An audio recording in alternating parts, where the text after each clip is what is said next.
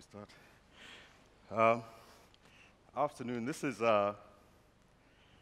I'm Yahaya. I'm a policy advisor, mostly been doing a lot of work in Nigeria. And I have a sense that this is a session that's happening late at this forum because for some reason nobody likes to talk about the interface between business and government. And definitely nobody likes to talk about entrepreneurs and government. It seems that they're completely different things.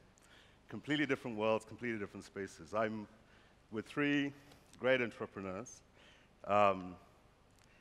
It's doubly interesting because they're from two countries, Ethiopia and then Nigeria, two countries where trying to understand to what extent government really supports business and how government can do better at supporting business has been a huge question. At the end, I have Aboyeji, Iyinoluwa, then Affiong here, and then Feleg, Tsegaye. So I'm going to start with just allowing you to introduce yourself just for a very, very short few minutes. Really with a view to just explaining, literally in a minute and a half, how, as an entrepreneur, you're making that change. So start with the point. Yes. So good afternoon. My name is Iyinoluwa Aboyeji, but most people just call me E.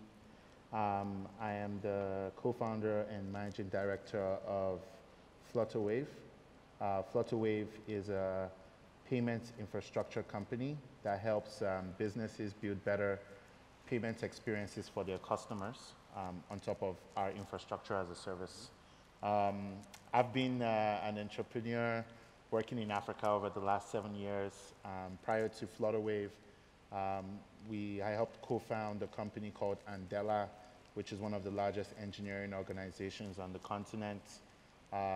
We find, train, deploy high-quality software engineers to companies like Facebook and Google who need engineers to support their operations in any kind of way. In terms of the interface between business and government, I've been thrust in a very interesting spot over the last couple months. I was appointed to the Presidential Council on Industrialization and Competitiveness, which is responsible for helping the Nigerian government figure out how it builds out into the fourth industrial revolution, as it likes to call it. And a lot of my reflections will be coming mostly from that point of view. And I think what it really boils down to is, as leaders, business leaders, especially future business leaders, understanding that the landscape has changed, the game has changed. We actually have to be more active than we typically have in terms of setting the agenda. And that actually starts from the political process. So we actually have to nominate our own candidates, fund our own candidates, get them into power at the lowest level and ultimately at the highest levels of government.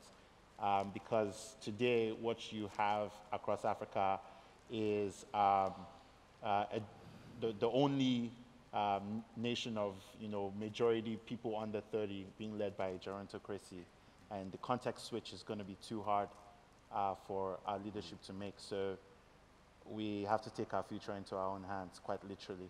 Okay, Feleg? So my name is Feleg Tsegaye, and I started a company called Deliver Addis, which is Ethiopia's first and leading online restaurant delivery service. And the intention is to grow this into a solution to the last mile challenge in Africa, starting with one of the most difficult things to deliver, which is food, just due to the urgency, the special handling, and so on and so forth. And so that's been our focus for the time, and being first has its opportunities and challenges as well, right? There's really not a lot of government involvement in this space yet, simply because no one's really sure what to do with it. And the question is, as things formalize and as we grow, how can we work to help create the necessary policies to enable our growth, but also encourage the growth of others similar to us and kind of build the ecosystem up a little bit further? Affiong? Hi everyone, my name is Affiong Williams. I run a company called Real Fruit. Some of you may have tasted my products yesterday if you were at the Live Africa event. We are a fruit processing company trying to basically fix the fruit value chain in Nigeria and exploit all the opportunities that lie within it. I think one of the goals of being a young entrepreneur in Nigeria through my business is trying to basically make a case for export-based businesses in Nigeria, increasing competitiveness by basically selling our products globally. And I think that's something that's lacking, and the policies around enabling businesses to do that is lacking seriously in the thought process of government. But that's something I'm trying to do, setting that example and hopefully being able to basically push that agenda more through my business and through the work that we're doing. Thanks.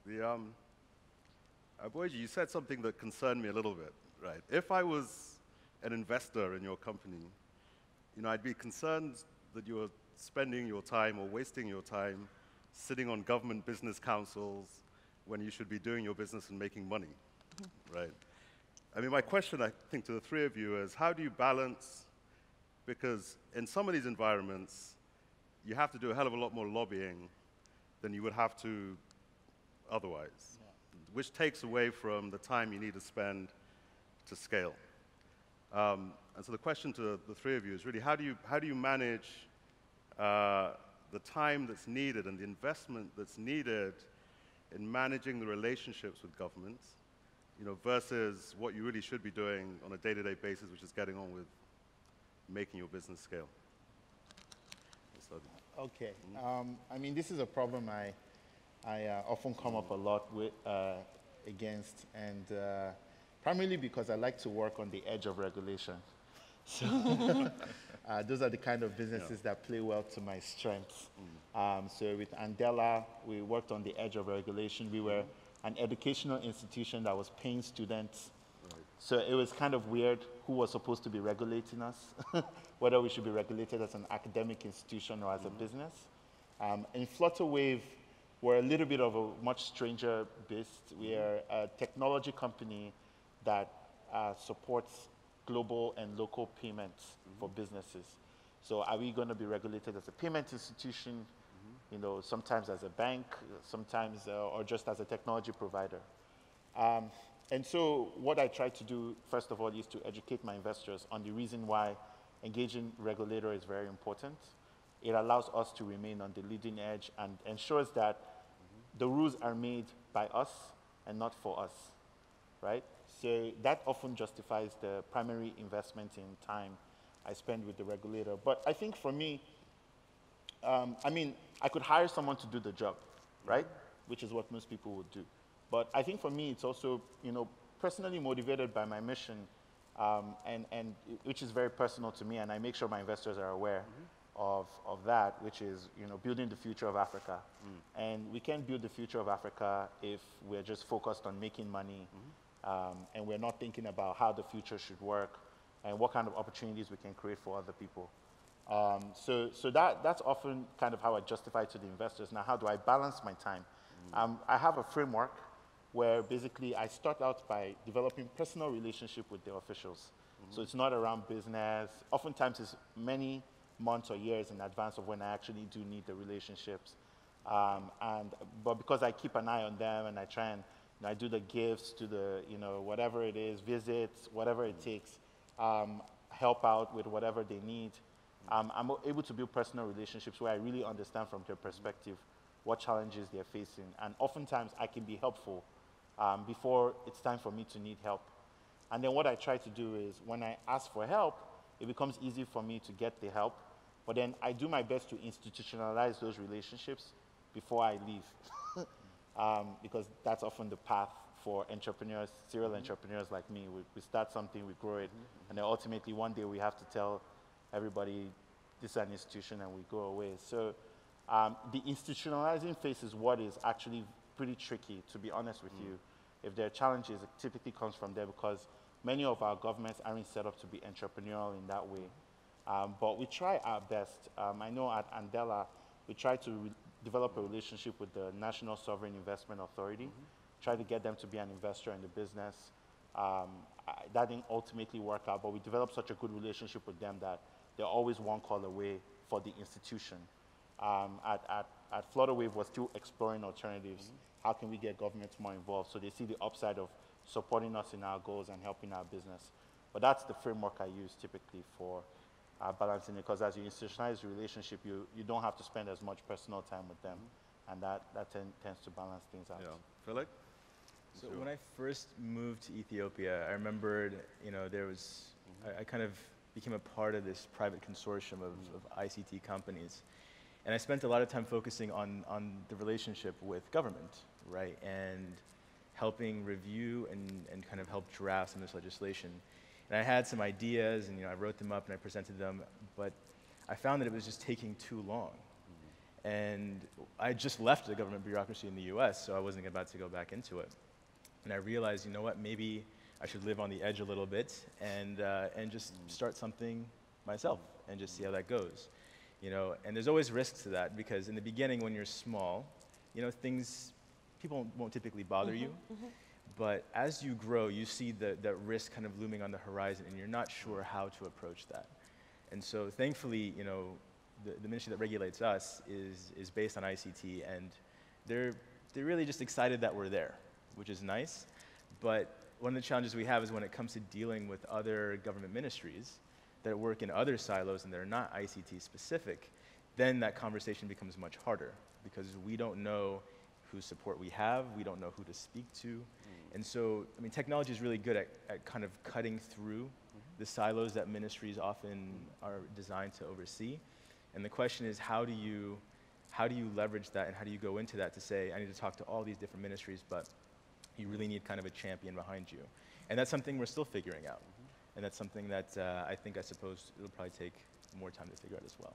Yeah, Affiong? I actually think that it's almost a duty of every entrepreneur to sort of get more involved in dealing with their regulators and being more, just vested in what's going on the policy side.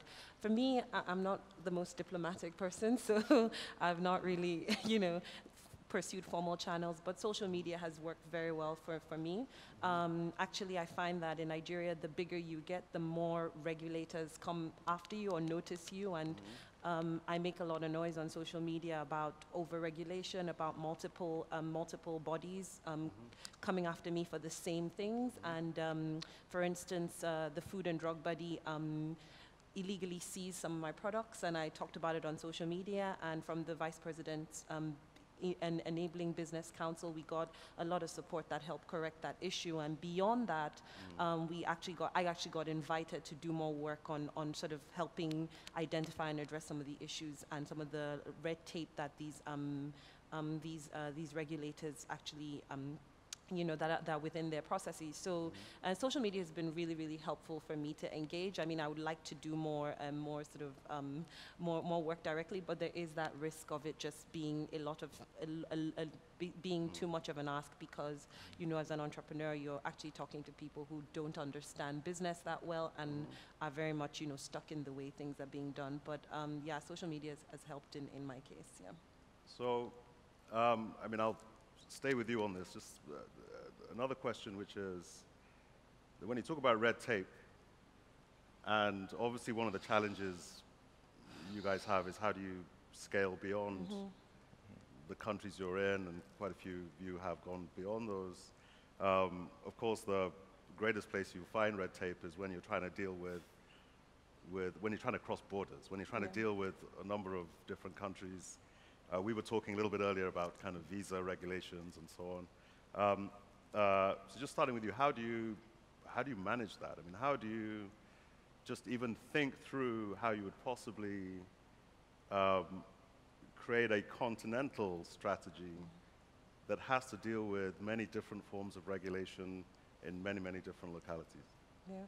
I think I'll highlight, just doing business across West Africa, because as part of, I do business with in countries that are part of the ECOWAS region, and with that, they're meant to be, some of these basically trade schemes that allow for reduced or even no duties on products moving across the region, and that simply doesn't exist. And if anything, because of the number of borders, you have a lot more taxation on the goods. So the price of your goods go up when you're trying to trade within West Africa, which make them pretty much uncompetitive. So there, you have to basically look for informal ways to get your goods across, make them cheaper, and which actually denies the government its rightful revenues, because a lot of times, what is most sort of expedient is actually trying to bypass the red tape, and but it also limits your scale, right? So so again, trying to sort of make noise about that and having some of those laws. So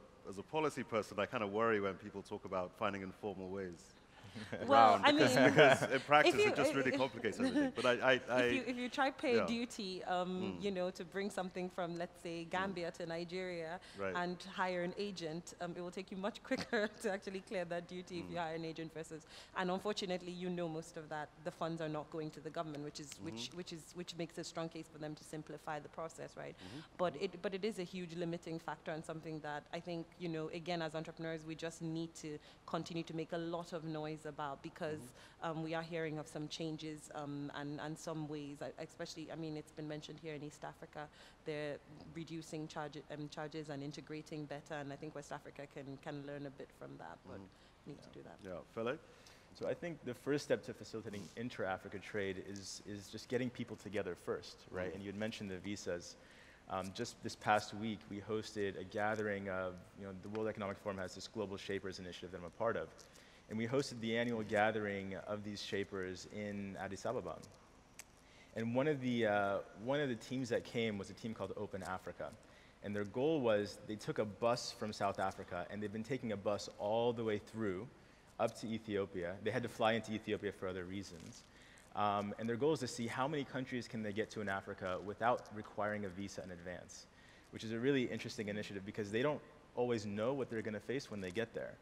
But it's stories like that that are important to show to other Africans that it's possible to get out, right? And it's possible to meet each other and start having these conversations that will require, or that will lead to this sort of trade. And so for us, we have enough red tape locally within the capital, let alone over the country and outside. So we have enough to keep us occupied. But those kinds of stories are really important in helping start that conversation. Yeah. It's an interesting question. We have, we're currently in the middle of a 36-country rollout for our payments infrastructure business. So every day I'm getting reports from every country, and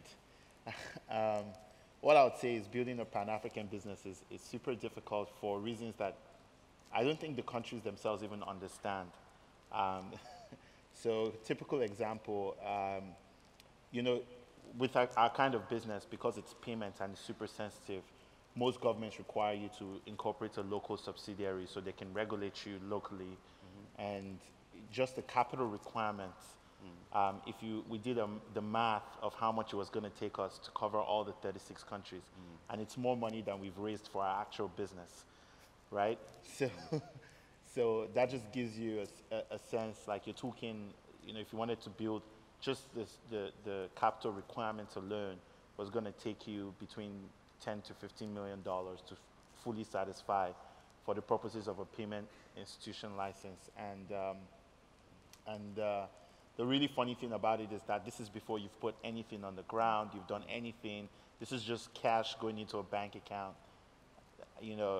There's zero value being created, no jobs have been created, nothing has happened. And the other day, I worked very closely with our Office of Trade Negotiations, because they're very experienced people and they can give me a better sense of what's going on. And I showed him this research that we had done, just showing like, here's what it's going to take for us to go to all these 36 countries, most of which are in our region. And he was shocked to see that. So I really think the starting point is, let's get the information out there. For a lot of our businesses, we actually don't even know what it takes to set up in a new country.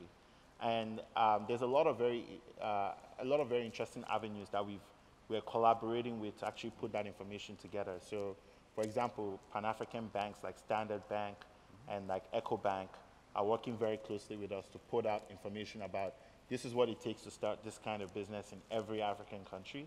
And I think once it's clear to people that, look, we're having a conversation about Pan-African integration or continental free trade without actually considering what the cost is to entrepreneurs, then everybody is probably going to pipe down on that conversation and make a decision about whether or not it's a realistic conversation to have now, or if, it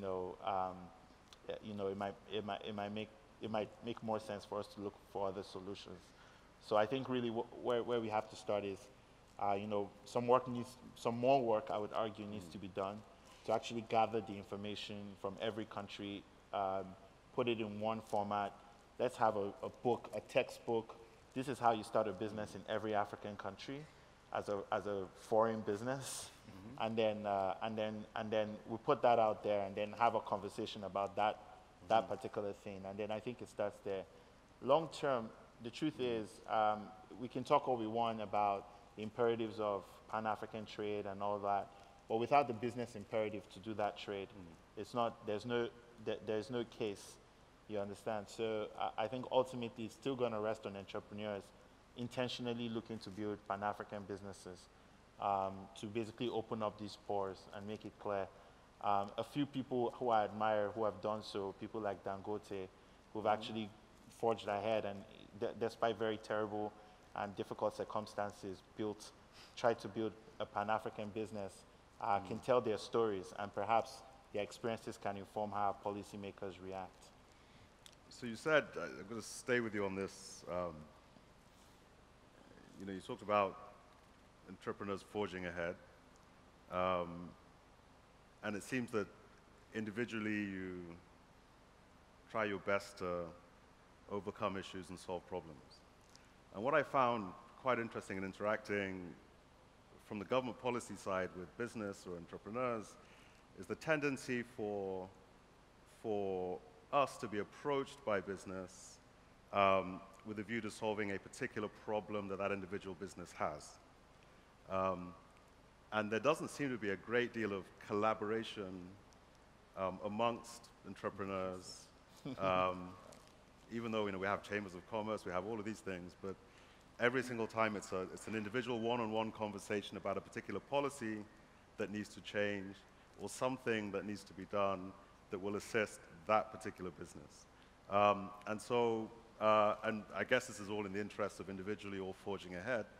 So the question I have really is to what extent can we sort of foster greater collaboration amongst entrepreneurs or amongst business? Because one of the challenges when people come and have individual conversations with policymakers is that you each come with very different prescriptions. One, and two, you're always quick to explain why the particular prescription that benefits you, that might not benefit somebody else, it's still the best prescription. And so, again, to what extent can you collaborate? Yeah, you can start. I have two responses to that. Firstly, I think it's very difficult because I think a lot of the associations and chambers of commerce have become very politicized. So as young entrepreneurs who are not used to the politics of associations, it's actually a turn-off. I think the ultimate problem is also that there is just simply over-regulation in a lot of our industry. So, whereas, my needs as an entrepreneur will never match any other entrepreneur's needs, but there's the first case for removing unnecessary regulation, which I think, is one way we can actually begin to solve the problems. I think banding together is great, but you find that the needs differ too much. But as a standard, looking for ways to first get the government to focus on what it needs to and not over-focus on things that are just simply not necessary for our stage of development is one way for entrepreneurs to get together to actually, I think, make a tangible difference, because I think the needs are just so diverse. Okay. Feleg? It's a good point. So I definitely think over-regulation is something that we have to be concerned about, especially before something becomes a problem. Yeah. You need that space for entrepreneurs to come in and say, maybe I can do this better in a way that perhaps government hasn't anticipated for. And that flexibility needs to be there. But a lot of this, I think, stems from a lack of empathy, really, on both sides. I think that when these legislations and these rules get drafted, government officials have a difficult time seeing themselves in the shoes of an entrepreneur, and they don't necessarily account for all the impacts that their decisions may have. At the same time, I think entrepreneurs who are really gung-ho and they just want to go and they want to go, don't see it from the perspective of how does this benefit the country as a whole, and how does this improve, the greater, how is this made for the greater good? So I think a lot of the conversation has to start right there, in terms of making sure that we're all appreciative of where the other is coming from, and ensure that we're not doing things that infringe upon each other too stringently. Okay, just been told we've got just a few minutes, so Aboyeji, I'm going to start and come around very quickly.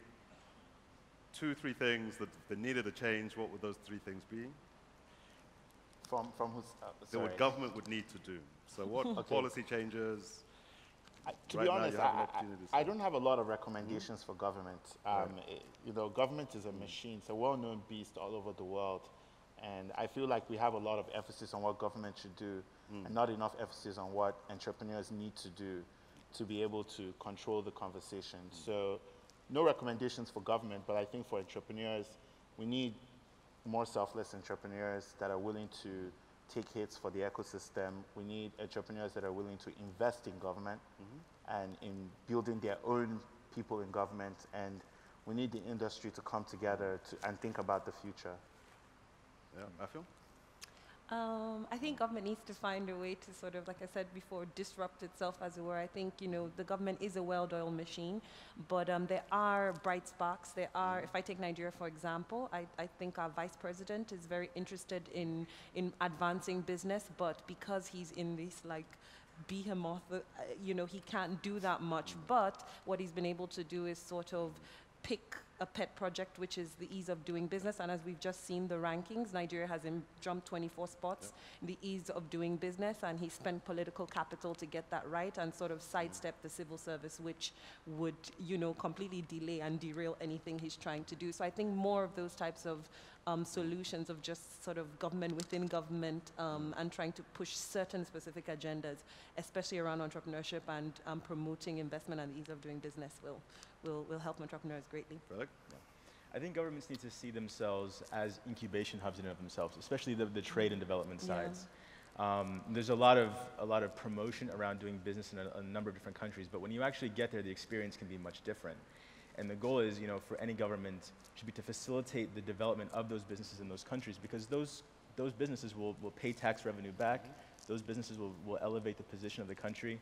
And I think sometimes governments may be focused on the short term. Some governments are very extractive in how they approach taxes. I mean, if you have a tax that's, over 100% on anything, right, that's an extractive tax, right? And that discourages entrepreneurs from going into visionary things that are a bit more risky, because they're just looking at making a buck quickly, rather than the long-term vision of how do I get my company, Pan-African, and that's really the goal. Great, thank you. I think we could close there. Thank you very much, everybody. I think this was a pretty congenial conversation between government and business. But I do actually think, one, there does need to be a lot more collaboration amongst entrepreneurs and so on. And I think there's a better conversation that could be had that doesn't involve literally just lobbying for personal interest. So thank you, everyone. And I think that was a good session.